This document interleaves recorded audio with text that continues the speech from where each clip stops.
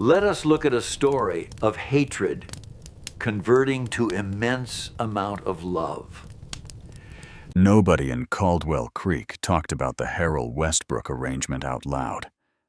They whispered about it the way people whisper about a wound that hasn't fully healed, carefully, and only when the person wasn't in earshot. What they all seemed to agree on, without ever saying it plainly, was that Clayton Harrell had walked into that church looking like a man heading to his own hanging. What none of them could agree on was why.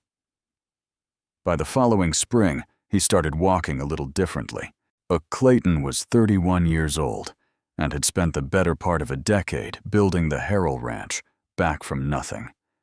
His father, Edmund Harrell, had drunk most of the land's value away before the consumption took him, and Clayton had inherited little more than a broken fence line, a tired old horse, and a name that still carried some weight in the county, if only barely. He'd worked himself lean and quiet over those years. He didn't socialize much. He didn't court anyone. And he told himself he didn't have time, and for a while that was true enough. The trouble started with a debt. Not his debt, as it happened, but one that had his name tangled up in it all the same. Edmund Harrell, in one of his final desperate moves, had borrowed a considerable sum from Gerald Westbrook, the most established landowner in the county, using a verbal agreement and a signed note that promised repayment within 5 years of Edmund's death. That Clayton had never known about the note until Gerald Westbrook rode up to his fence line one afternoon with a copy of it in his hand and a calm look on his face that was somehow worse than anger. "I don't want your land, Clayton," Gerald had said, folding the note back into his coat pocket. "I want security, and I want my daughter settled." Clayton had stood very still for a long moment. The wind moved through the dry grass around them. His jaw tightened. "Rosalind is a fine woman," Gerald continued, as though he were discussing the weather. "She's 26, and she's particular. Most men around here don't suit her, and frankly, she doesn't suit them. But you're steady. You're not a drinker. And this arrangement would clear your father's debt entirely." Clayton looked out at his land, at the fence he'd mended post by post, at the cattle grazing in the far pasture. He thought about what it would mean to lose it, and he thought about what it would mean to keep it this way. He didn't say yes that afternoon, but he didn't say no either. Rosalind Westbrook heard about the conversation from her father that same evening at supper. She set down her fork, listened to the whole thing without interrupting, and then picked her fork back up and finished her meal. Her father watched her carefully, the way he always did when he couldn't read her. "You don't have anything to say?" he asked. "Not yet," she said. But she had plenty to say. She just didn't see the point in saying it to him. She knew of Clayton Harrell the way most people in Caldwell Creek knew of him, by reputation and by sight. He was the man who worked from first light to last, the man who nodded at you in town but didn't stop to talk. He wasn't unfriendly exactly. He was just sealed, like a jar that had been closed so long nobody remembered what was inside. Rosalind was not a woman who frightened easily, but she was honest enough with herself to admit that marrying a man who hadn't chosen her was not what she'd imagined for her life. She'd imagined, quietly, privately, something warmer than this, something chosen. She thought about it for 3 days before she went to see Clayton herself. He was mending a section of fence along the south pasture when she rode up.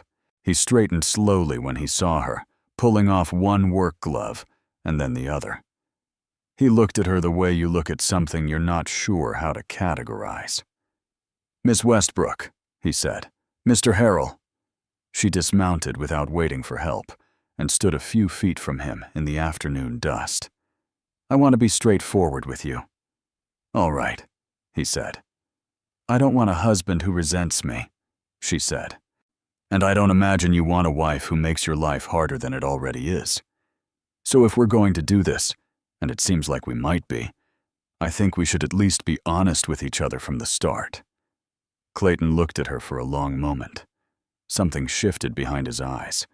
Not warmth exactly, more like the beginning of surprise. "That's fair," he said finally. It wasn't much, but it was the first real thing he'd said to her, and Rosalind recognized the difference.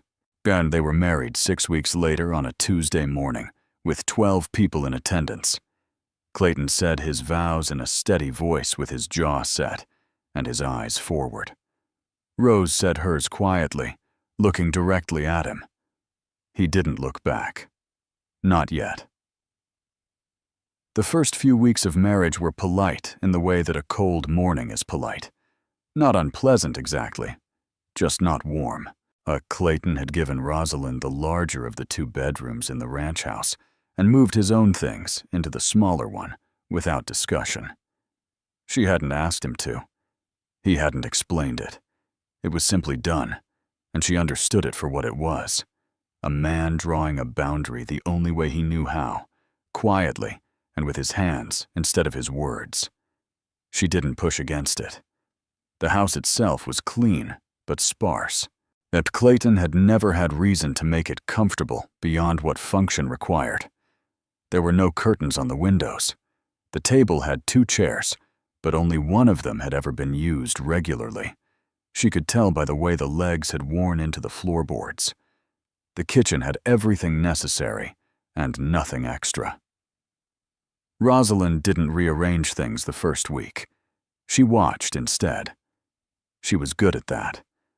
She noticed that Clayton was up before sunrise every morning without exception, and that he took his coffee black and standing at the kitchen window, and that he was always back inside by sundown, regardless of how much work remained undone. She noticed that he fed the dogs before he fed himself. She noticed that he kept a small, worn Bible on the windowsill of the front room, but never opened it in front of her. She noticed that he was lonely in a way he had probably stopped recognizing. By the second week, she had put curtains on the kitchen window. Simple ones, cream-colored, nothing extravagant. Clayton came in from the morning chores and stopped when he saw them. He stood there for just a moment, coffee cup in hand, looking at the window. He didn't say anything, but he didn't look displeased either. He sat down at the table, in his usual chair, and drank his coffee. A few mornings later, there were 2 chairs with worn legs. The nearest thing to a real conversation they had in those early weeks happened by accident, the way most real conversations do. Clayton had come in late one evening after a difficult day. One of his mares had taken sick, and he'd spent the better part of the afternoon with her, uncertain of the outcome. He was tired and quieter than usual, which was saying something. Rosalind had kept his supper warm without being asked. He sat down and ate without speaking. She was mending something at the other end of the table, not paying him particular attention. Yet when he said without looking up, she might not make it. Rosalind looked up. "The mare?" He nodded once. "What happened?" He told her, not in great detail, but enough. A description of the symptoms, what he'd tried, what the outcome might be by morning. She listened without interrupting, without offering hollow reassurances. When he finished, she asked one question, a practical one, about something she'd seen her father's stable hand do in a similar situation years ago. Clayton looked at her with a kind of focused attention he hadn't shown her before. "That might help," he said slowly. "It might not," she said honestly. I don't know horses the way you do." He was quiet for a moment. "I'll try it." The mare survived. Clayton didn't make a great occasion of telling her, but he mentioned it the next morning at the kitchen window in the same tone he might use to report the weather. Rosalind nodded and refilled his coffee. It was a small thing, but small things were the only currency available to them at that point, and she was paying attention to everyone. Yet the first real friction came at the end of the first month, and it came, as friction often does, from something that had nothing to do with what it was actually about. A man named Douglas Pearson rode out to the ranch looking for Clayton on a Wednesday afternoon. Rosalind was the only one home. Pearson was a land agent, smooth-mannered and well-dressed in the way of men who made their living talking rather than working. But he said he had a standing interest in purchasing a portion of the Harrell South pasture and had been in conversation with Clayton about it for some time. Rosalind told him Clayton wasn't available and that he should come back. Pearson smiled in a way she didn't care for and said he was sure she could pass along the details just as well as anyone. She took the details. She passed them along that evening. Clayton's reaction was not what she expected. He went very still, set down his fork, and looked at her with an expression she couldn't immediately read. "You talked to Pearson," he said. "He came here," she said. "I couldn't very well turn him away without hearing what he wanted." "You could have," Clayton said. "This is my ranch. My land dealings are my business." The kitchen went quiet. Rosalind set her own fork down carefully. "I'm aware of that," she said, keeping her voice even. "I wasn't negotiating on your behalf, but I was being a civil person to a man who came to your door. He shouldn't have come to my door when I wasn't here." "Then perhaps you should tell him that," she said. "Not me." She got up and took her plate to the basin, and that was the end of the conversation. Clayton didn't apologize that night, but the following morning he said, without preamble, "Pearson's been pushing on that pasture for 2 years. I don't trust him. That's why I reacted the way I did." Rosalind looked at him. "That would have been useful information last night." He nodded slowly. "Yes," he said. "It would have." It wasn't an apology. But from Clayton Harrell, she was beginning to understand. It was the closest thing. Her father came to visit at the 6-week mark, riding out on a Saturday with the air of a man conducting a quiet inspection. He sat at the kitchen table and drank coffee and talked about ranch business with Clayton in a tone that was cordial but never quite comfortable. Rosalind moved around the kitchen and said little. Before he left, Gerald Westbrook pulled his daughter aside near the front porch. "You look well," he said, studying her. "I am well," she said. "Is he treating you right?" She considered the question honestly. "He's treating me fairly," she said. "That's where we are." Her father looked at her for a moment, then nodded. He seemed to want to say something more, but thought better of it, and mounted his horse instead. Rosalind watched him ride out and stood on the porch a moment longer than necessary. Clayton appeared in the doorway behind her. He didn't ask what they'd talked about.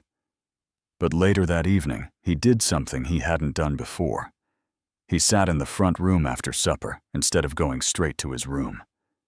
He picked up the worn Bible from the windowsill, turned it over in his hands once, and set it back down.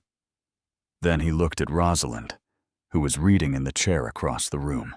"Oh, do you play cards?" he asked. She looked up. "I do." "Any good?" "Better than I let on," she said. Something crossed his face. Not quite a smile, but the shape of one, the suggestion of it. He got up and found a worn deck of cards in the kitchen drawer and brought them back to the table. They played for an hour. He won twice. She won 3 times. He accused her of counting cards in a tone that wasn't quite serious, and she told him she didn't need to.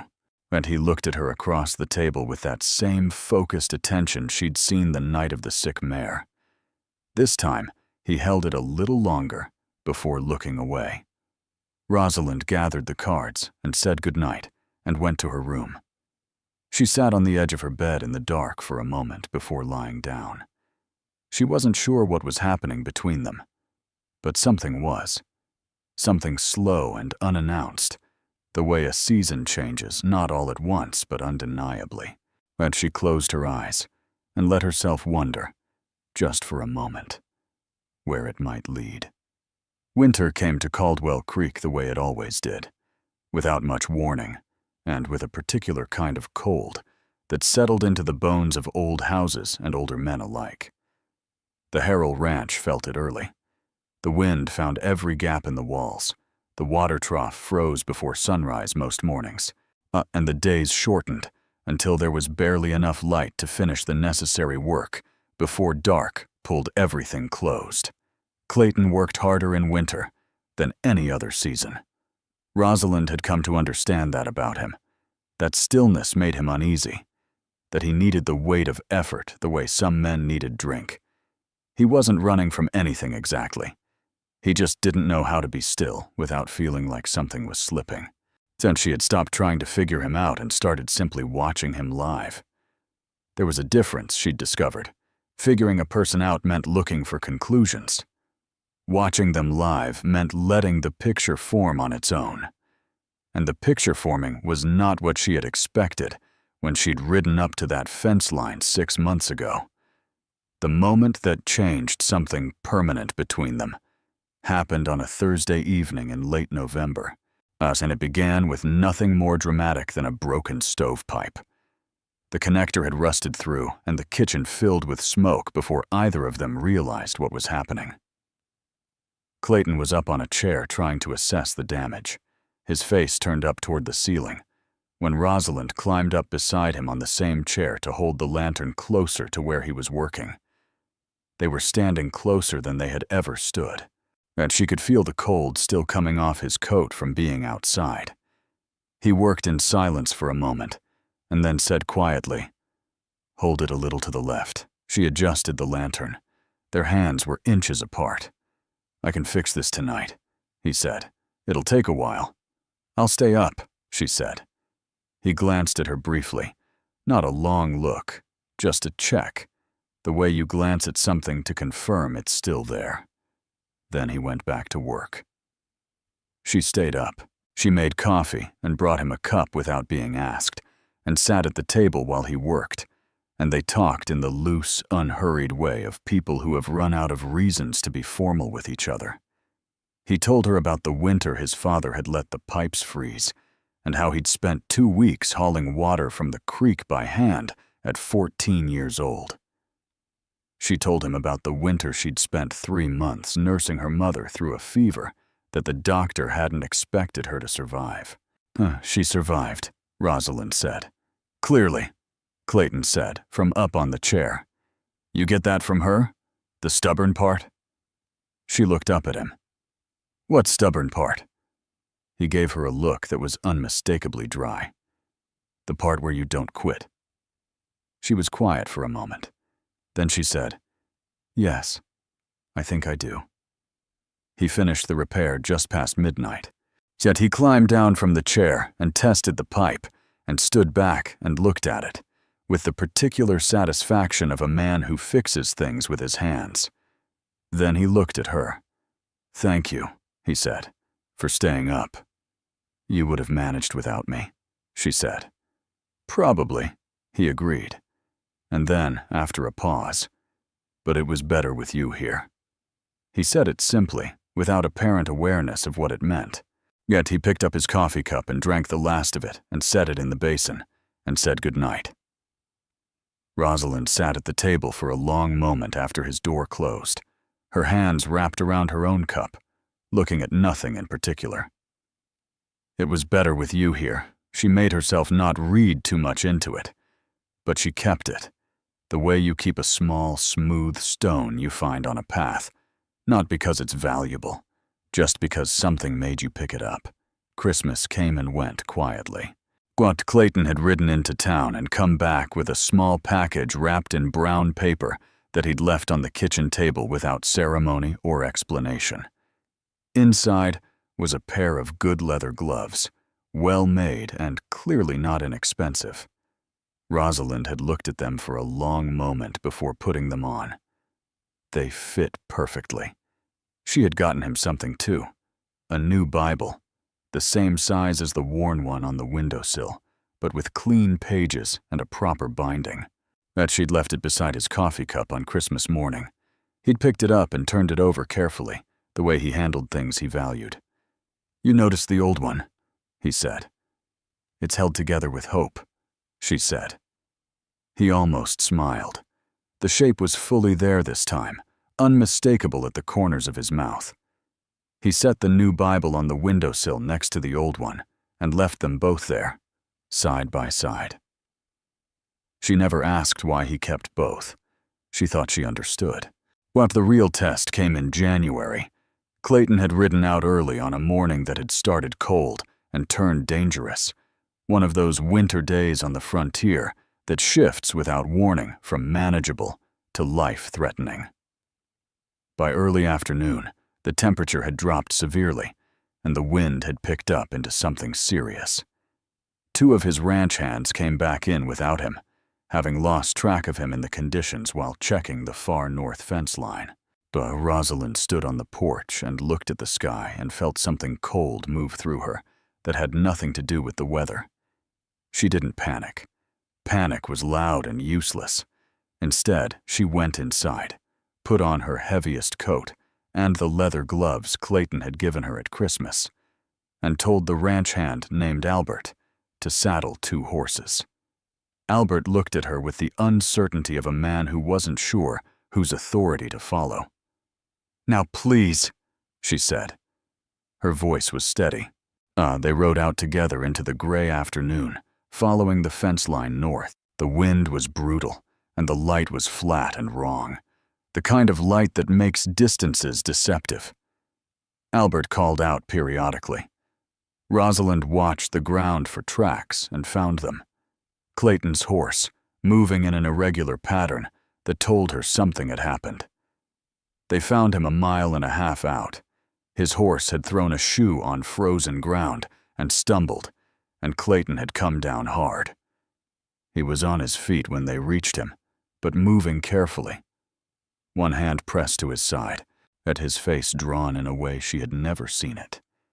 He looked up when he heard the horses, and something shifted in his expression. Relief, quickly controlled, quickly covered. "Didn't need rescuing," he said, which was so entirely Clayton that she almost laughed. "Of course not," she said, bringing her horse alongside him. "I was just out for a ride." He looked at her for a moment. Then he took her offered hand and let her help him mount. He'd cracked 2 ribs, but the doctor confirmed it 2 days later and told him what he already knew. Rest, limited movement, weeks of recovery. Clayton received this information with the expression of a man being told something deeply inconvenient and personally offensive. He thanked the doctor in a flat tone and said very little on the ride home. Rosalind managed the ranch with Albert and the other hand for the following weeks. She didn't ask Clayton's permission. She asked his advice. Every evening, as sitting at the edge of his doorway, while he rested against the headboard with the new Bible open in his lap. She told him what had been done and what still needed doing, and he told her what he would have done. Sometimes she did it his way. Sometimes she didn't, and told him why, and he listened with the particular attention of a man who was slowly learning that listening cost him nothing. One evening, near the end of the 3rd week, he said, "Well, without looking up from the Bible, you ran this place well." "Don't sound so surprised," she said from the doorway. "I'm not surprised," he said. He looked up then. "I mean it." She held his gaze for a moment. There was something different in the way he was looking at her now. Not the checking glance, not the measuring look. Something more open. Something that hadn't been there the day he'd stood at that church altar with his jaw set and his eyes forward. Yet she said goodnight and went to her room and sat on the edge of her bed. And this time, when she wondered where this was going, she wasn't uncertain. She thought she knew.